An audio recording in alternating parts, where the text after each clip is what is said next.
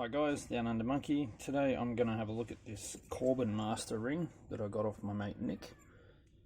Figured I'd have a bit of a pick of it, see what we can do. Mind the mess, I've got different projects going on over the back here. Yeah, they'll come out another day when I've figured out exactly what I'm doing. Interesting thing about this Master Ring, it comes with two sets of keys. One, two. Bitting is different on the keys, very slightly. I'll put those together, you'll see. I'll turn them around, you might see better. The bitting is very slightly different. Two of the pins are identical, but the rest are not. Well, almost three, but yeah. Anyway, you get the picture. So, interesting thing, I took off the circlip on the back here because it's pain in the ass and I didn't want to struggle with it later on. So anyway, when you put in one key, and one thing actually, if you notice that the thickness of this is much different to a normal kick or key and knob cylinder. I don't think this goes in a knob set, but anyway. Dimensions are relatively the same this way, but it is a hell of a lot thicker. And when you put your key in, it becomes evident why that's like that. So, normal core turns at the front. Look at the back. Okay, so you've got an outer brass disc, and then you've got the inner core, which all turn at the same time. However, when I put in the second set of keys, only the inner core turns. So that's pretty nifty. I figured that maybe someone gets one set as a master and a tenant gets another set. You might have a few of these in a building or something. Anyway, enough rambling. Let's get on with the pick.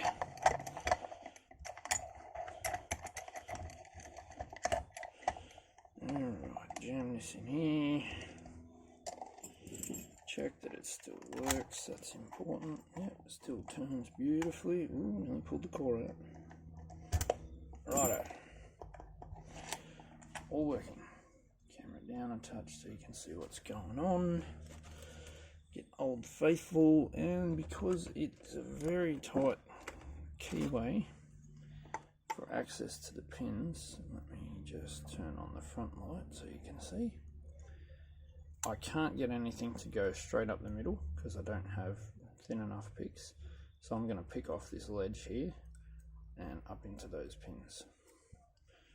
So it's a little bit tighter on one side, so I'll use my small hook and my Old Faithful.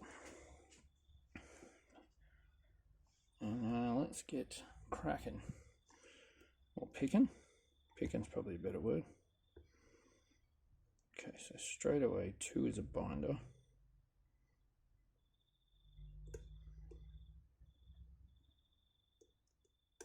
Moving it slowly. Don't want to overset anything. Bit of a click. Doesn't really feel like there's a hell of a lot going on in here. Spool wise, I mean. Or serrated, but I've only just started, so we'll check it. Now, it does have multiple shear lines, so it's probably a lot easier to pick than a lot of other locks I've had a crack at. Haha, famous last words, right? I overset something straight away, so I'll reset and try again. Still 2 is the first binder I come to.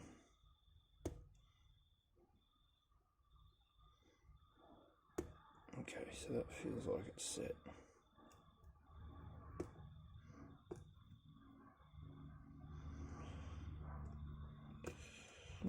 Still spongy at 4.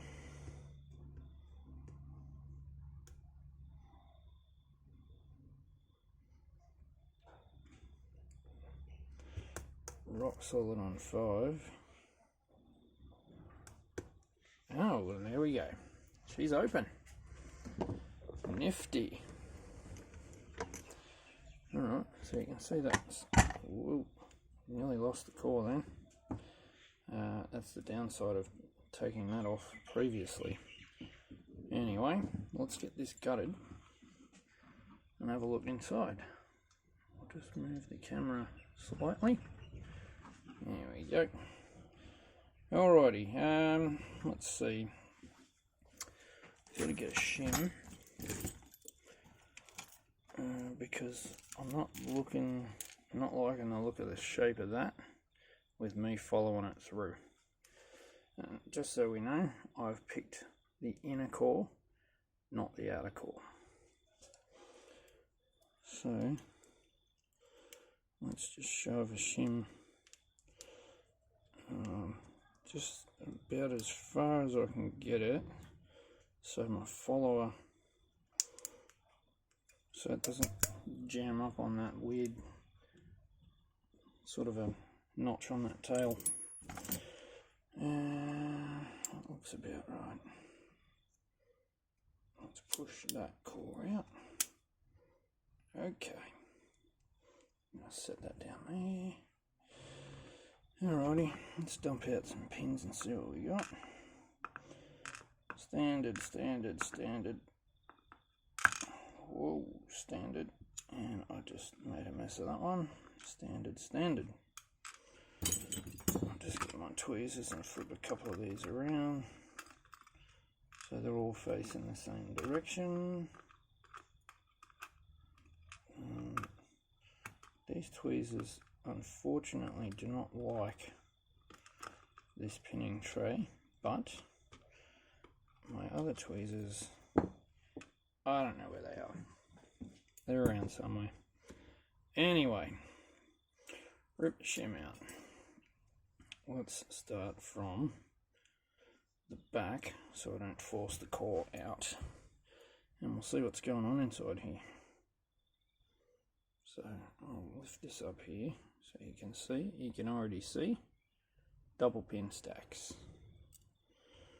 So that's the first one,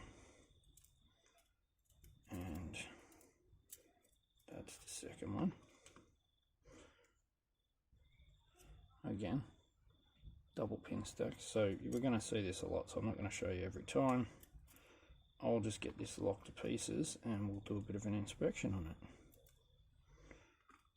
just to see what's going on in there. And that one won't come out. Haha, now you will. Alright, what's next?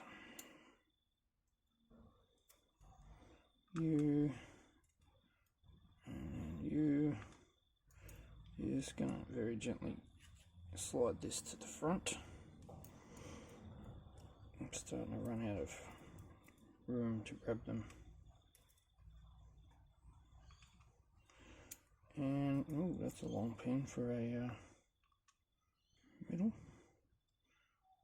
Come on, out you come. Last pin, last pin. There we go. Good pin.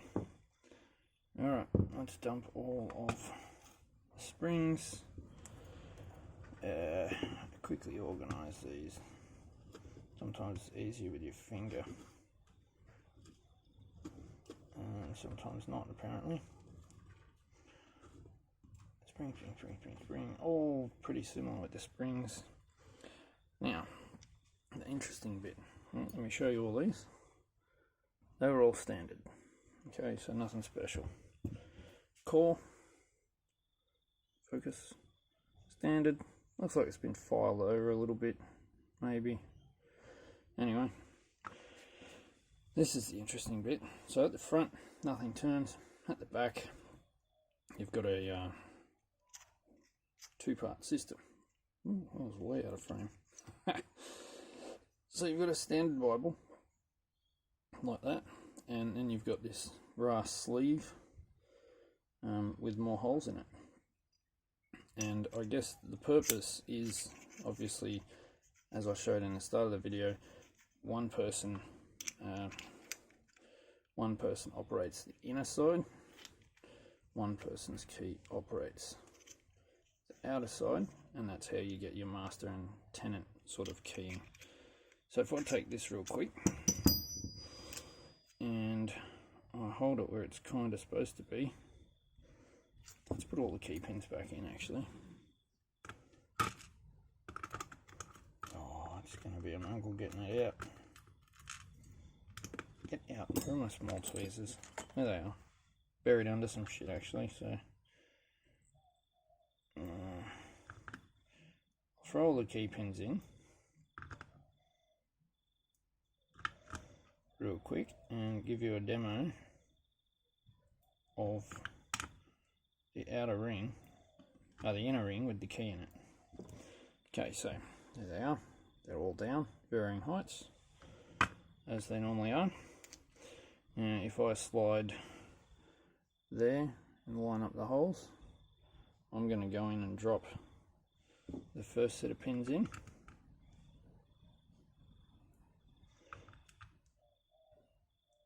And they're going to stick out at the moment because the cores aren't exactly lined up.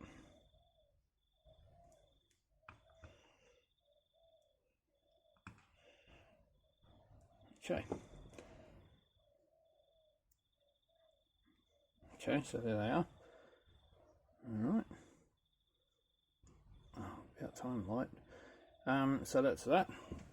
Then when I get hopefully the right set of keys first, that's your first shear line. So that actually would push the top set of pins up into the top of this section, and then that would allow you to turn the entire, so the inner section won't turn at the moment. See, it's tight. So that's your first shear line that lines up with what's in the top. And then if I pull that key out, okay, and throw in the second key, it should, they're all going to be out, so that's going to lock the top section so it can't move because the pins are past the shear line, but it is going to allow me, hopefully, to move the inner section. Pretty nifty stuff. I really like this lock. Really well thought out and built. So I'm going to leave it there. I'll put this back together in a minute, but yeah, there you go. Master Corbin ring. Corbin Master Ring. Holy crap, I've had a rough week. Had a little bit of a car accident for work, and yeah, she's good. I'm fine, don't bother asking. I'm alright. So anyway, Corbin Master Ring, picked and gutted, and a bit of an explanation over how the inner ring and the core, the inner ring and the outer ring all interact together. I hope that all made sense in my ramblings. Thanks for watching, guys. Have a lovely day. Catch you on the next one.